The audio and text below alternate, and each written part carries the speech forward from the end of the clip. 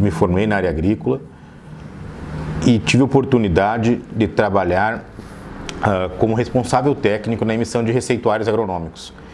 E durante esse trabalho eu pude ter bastante contato, aprendi muito sobre os defensivos agrícolas e foi onde foi possível perceber alguns problemas que os técnicos enfrentam. Todas as culturas utilizam defensivos agrícolas atualmente. Se formos pensar, hortifruti granjeiros, é comum utilizarmos defensivos. Claro que existe a possibilidade de produzir sem, que é os orgânicos, mas em todas as culturas é possível observar a presença de defensivos agrícolas. Em especial, no Brasil, se utiliza muito na produção de cereais, né, que é o caso da soja, do milho, na produção de algodão e na produção de citricultura. Mas todas as culturas atualmente utilizam esses defensivos. Para assinatura de receituários agronômicos, pode ser atualmente o técnico agrícola ou mesmo o agrônomo ou outros profissionais da área agrícola. Mas é interessante saber que não existe na formação agrícola muitas informações nesse sentido. Claro que existe de uma forma um pouco básica, mas não uma informação mais ampla. E ocorre que o profissional, quando ele vai fazer essa assinatura de receituário, atualmente ele se utiliza de programas que trazem já registrado, já tem do próprio programa o registro de quais são os produtos e quais são as culturas que eles têm registros. Mas, antigamente, era necessário fazer com o apoio de um compêndio, onde ele precisava, o técnico, o agrônomo, precisava olhar e acompanhar qual era o registro, qual era a dose para fazer essa recomendação agronômica. Esses profissionais, esses técnicos que assinam esses receituários agronômicos, acabam enfrentando um problema. Um problema que, na verdade, ele tem uma causa na legislação. É muito complicado de fazer um registro de um novo defensivo agrícola ou mesmo de um genérico. E, diferentemente do que acontece com os medicamentos, onde os genéricos são hoje amplamente utilizados, no caso dos agroquímicos, um genérico ele não tem automaticamente o registro do produto com a mesma matéria-prima ao qual ele é genérico. Então ocorre que precisa passar pelo processo de registro novamente. Registro esse que ocorre na Anvisa, registro esse que precisa passar pelo Ministério. E por conta disto, então encontramos dois produtos que são idênticos em sua composição, porque no caso, por exemplo, do glifosato, temos o glifosato e o Roundup, que é produto mãe. Ocorre que o glifosato, que é genérico, não pode ser recomendado para todas as culturas que o Roundup, que já está há bastante tempo, tem registro. Então, o profissional, o técnico, quando vai fazer esse receituário agronômico, ele tem que tomar muito cuidado, porque na revenda, onde ele está assinando como o seu responsável técnico, pode ter um glifosato genérico que não tem registro para todas as culturas. Então, ocorre casos, por exemplo, onde o produtor vai aplicar em feijão, e ele não é um produtor de soja, por exemplo, mas para ele aplicar em feijão, o glifosato tem registro apenas para soja. Então o que ocorre? Ocorre que o agrônomo, o técnico que vai fazer o receituário, ele pega o receituário e faz como se fosse soja, mesmo que o produtor não tenha soja. Por quê? Porque senão não tem registro e ele corre o risco de tomar uma multa como profissional. Inclusive, para que o responsável técnico assine esse receituário, né, ele tem que ter o registro no CREA e é preciso também que ele pegue uma ART, Anotação de Responsabilidade Técnica, no CREA. Essa anotação, ele vai lá, ele paga uma taxa e o CREA é quem acaba fiscalizando, tanto a empresa, se ela tem registro para venda desses químicos defensivos agrícolas, quanto o profissional, que também precisa ter o seu registro no CREA, pagar sua taxa junto ao CREA. Então, assim, é bastante complexo para ele, mas de uma forma geral, a fiscalização, ela está em cima do técnico para que ele não erre, mas é muito fácil de errar, principalmente se ele não tiver apoio de um sistema que tenha todas as informações lá registradas. Quando falamos em agrotóxico, o próprio termo agrotóxico já é para pessoas que pensam de uma forma pejorativa ou talvez negativa. Inclusive a legislação está querendo mudar isso e mudar esse nome de agrotóxico para pesticida, que inclusive é a forma como são chamados, por exemplo, nos Estados Unidos. Lá o termo utilizado é pesticidas. Em outros lugares, e se formos pensar num termo hoje mais correto do que agrotóxicos, é produtos fitossanitários, né? Ou ainda defensivos agrícolas. Mas Qual que é o problema que esses produtos trazem hoje? Quanto aos resíduos, existem resíduos nos alimentos e nós temos uma palestra que vai tratar deste assunto, falando sobre a presença desses resíduos. Mas a quantidade é muito pequena e precisaria consumir uma quantidade muito grande desses alimentos com resíduos para que ocorresse algum mal à população. Porém, o produtor rural, esse sim, ele está lá em contato com o produto antes de passar o período de carência, que é um período entre a aplicação e a colheita. Ele tem contato com a cultura agrícola, ou mesmo com o tomate, ou com a soja. Ele acaba estando próximo lá. O operador, né, aquele que está manipulando os produtos, manipula eles em alta concentração, antes de diluir ele em água para ser aplicado, então, nessas culturas. E o que ocorre? Ocorre que esse produtor, ele tem um acesso muito maior a uma concentração muito maior. Então, é claro que precisa ter um cuidado, a utilização de EPI, tudo são questões que tem que se tomar muito cuidado. Mas, quando se fala, e os registros que tem de intoxicação, são intoxicações por conta de pessoas que tomaram esses defensivos, esses agrotóxicos, com o intuito de suicídio. Então, existe sim um risco, é claro que é um veneno, da mesma forma como nas cidades é mais comum que esses suicídios ocorram com tentativas com medicamentos controlados. O produtor rural, sabendo que se trata de um veneno, acaba que os números que existem hoje de suicídios foram feitos com produtos agrícolas, com agrotóxicos. E até isto acaba ajudando e trazendo também para esses produtos, para os defensivos agrícolas, essa má fama. Porque sim, é um veneno, mas vamos pensar, em casa ou na cidade, né, hoje que existe o índice de suicídios ocorre com medicamentos, nós não temos o costume ou o hábito de achar que o medicamento é ruim.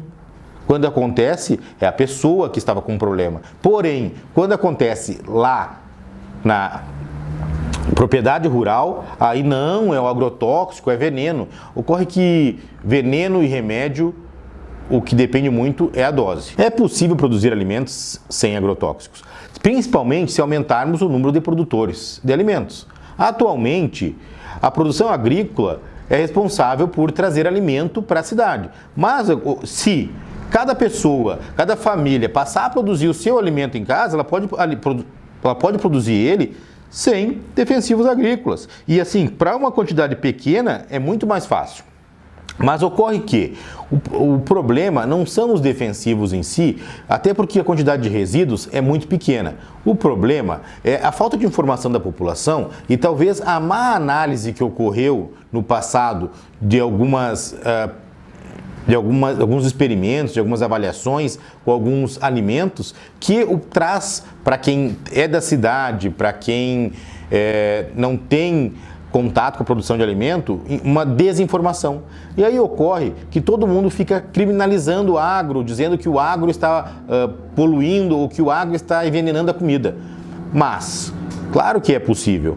Mas nesse momento é uma utopia. Há necessidade de se pensar, de se fazer experimentos, de avançarmos tecnologicamente para deixarmos de utilizar. Nesse momento existe uma dependência, mas nada é impossível. Atualmente os defensivos agrícolas estão divididos em algumas categorias.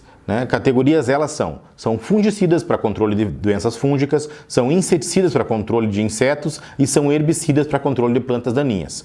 E existe também alguns defensivos que são utilizados nas sementes, para tratamento de semente, para evitar doenças na semente ou mesmo ataque de insetos na semente. Se utiliza muito aí, principalmente fungicidas e inseticidas, juntamente com outros produtos como, por exemplo, fertilizantes esses para que a semente utilize já logo que ela começasse o processo de germinação. O produtor rural, especificamente o produtor de soja, trigo, de grãos, ele faz um tratamento de semente. Aí ele vai lá, ele pega a semente e coloca nela cobalto, molibdênio, 2 micronutrientes, coloca também um fungicida, um inseticida, e às vezes ele coloca também um inoculante, e tudo isso gera um custo. mas ele acaba querendo economizar no ponto mais importante, de que adianta eu colocar vários produtos que vão melhorar ou proteger a semente, se a semente não é de qualidade, ou se ele foi lá e comprou a semente, uma semente pirata, uma semente sem procedência. Então, tudo isso que seria um investimento acaba sendo um custo quando ele vai precisar replantar e comprar novamente semente. Então, o mais importante, na hora de pensar em semente, é pensar uma semente com alta germinação, alto vigor e que tenha origem. Origem essa de um sementeiro de confiança, origem essa de alguém que preparou, produziu para que aquele grão fosse uma semente. Recentemente nós tivemos, e até fiz alguns vídeos falando a respeito, a proibição do glifosato. Glifosato é o principal herbicida hoje utilizado na soja, mas também é utilizado em milho, trigo, em praticamente todas as culturas, para controle de plantas daninhas. Mas, principalmente se tratando de soja, a soja atualmente ela tem resistência a glifosato. Então, quando nós falamos em proibição de glifosato, é algo impensável hoje para a agricultura e produção de soja. Porque precisaria, com certeza, de um custo muito maior, utilizando-se provavelmente 2 ou 3 vezes mais produtos, outros produtos que seriam utilizados na soja, né? Outros herbicidas, aí um de folha larga e um de folha estreita. Além disso, traria um custo maior na soja para o produtor e, em consequência, um custo maior no alimento para a população. Então, não existe como se fazer uma proibição assim de uma hora para outra. Há necessidade, primeiro, de se pensar em um substituto.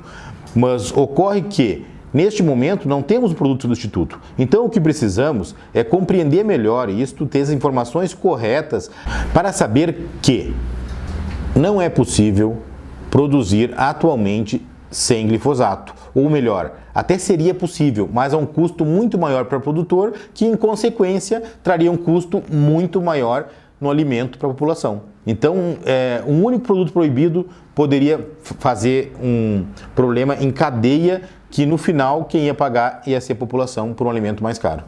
Vamos pensar numa situação, tá? O produtor rural atualmente que planta, por exemplo, alface.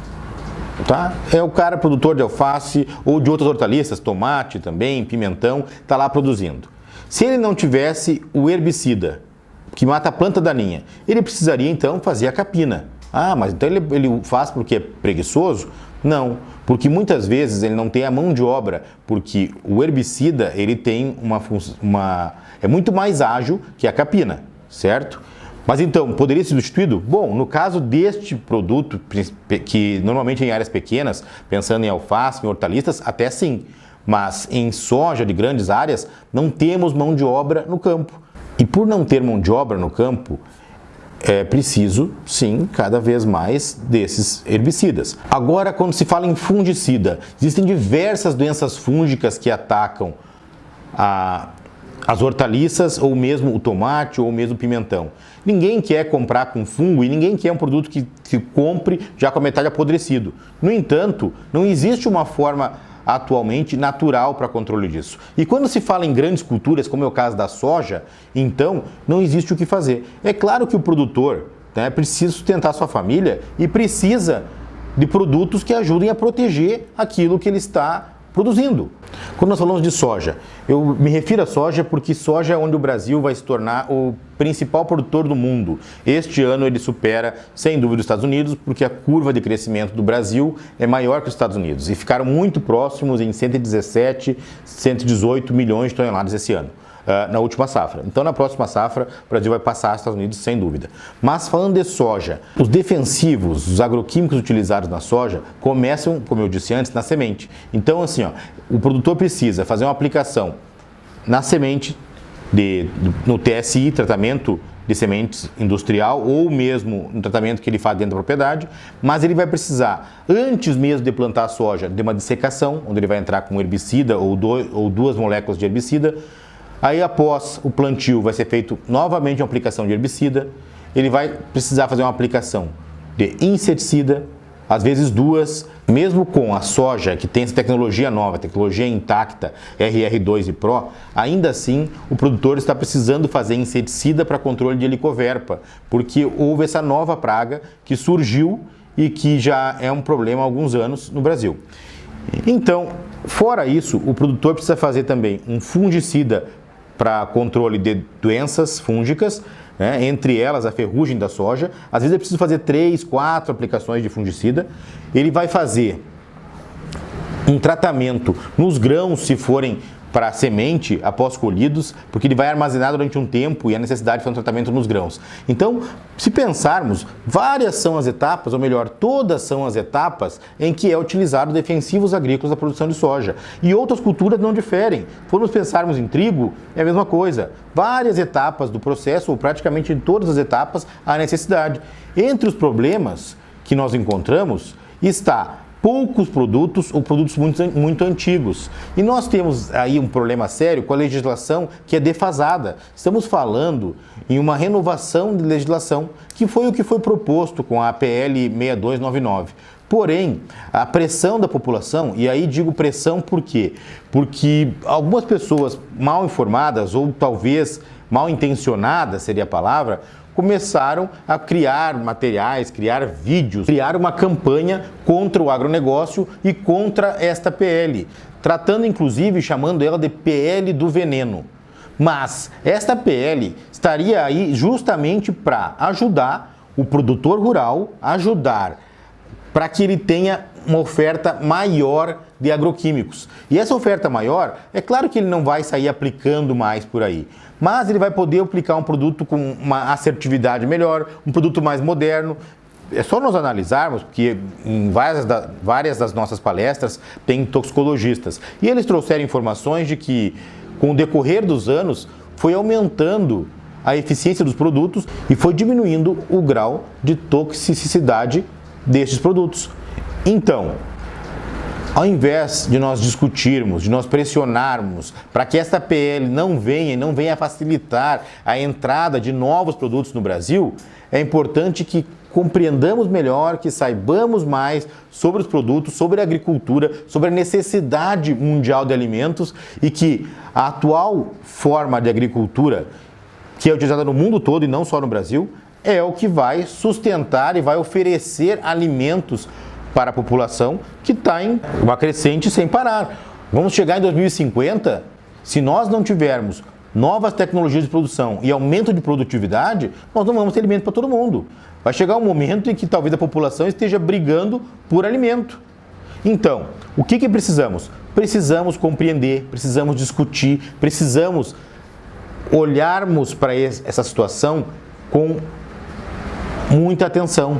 E precisamos sim discutir a PL 6299 de forma a liberar mais produtos, liberar produtos novos, facilitar a entrada de produtos. Em outra oportunidade, tá, o Brasil ficou discutindo sobre uma outra tecnologia nova, que foi a soja RR. Os nossos vizinhos, os argentinos, liberaram muito antes, estiveram na frente com essa tecnologia. Ocorre que, enquanto o Brasil não liberava, os argentinos estavam produzindo com quantidades maiores, com maior produtividade, enquanto nós estávamos aqui apanhando porque não tínhamos ainda a soja RR liberada. E todo esse tempo que demorou para o Brasil liberar, deixou o Brasil atrasado em relação à Argentina. Só para termos uma ideia, a maior parte das empresas de genética de semente de soja atualmente no Brasil é a Argentina. O que houve?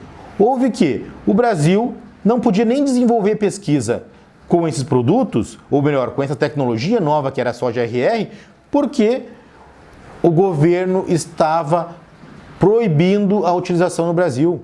E aí, quando liberou, já era tarde, ficamos para trás. Se nós continuarmos com essa legislação antiga, retrógrada, provavelmente nós vamos ficar sempre atrás e não vamos conseguir desenvolver com o potencial que nós podemos desenvolver a agricultura aqui do Brasil. Então é importante demais que a gente discuta isso, que a gente compreenda e que a gente se aprofunde na questão dos agrotóxicos defensivos agrícolas. Um ponto interessante quando falamos em trigo. Trigo é consumido por todo brasileiro, praticamente todo brasileiro, de uma forma ou de outra. O trigo, o Brasil produz de 45% a 55% daquilo que consome. O restante é importado de outros países. É importado da Argentina, é importado dos Estados Unidos, é importado do Paraguai, é importado do Canadá.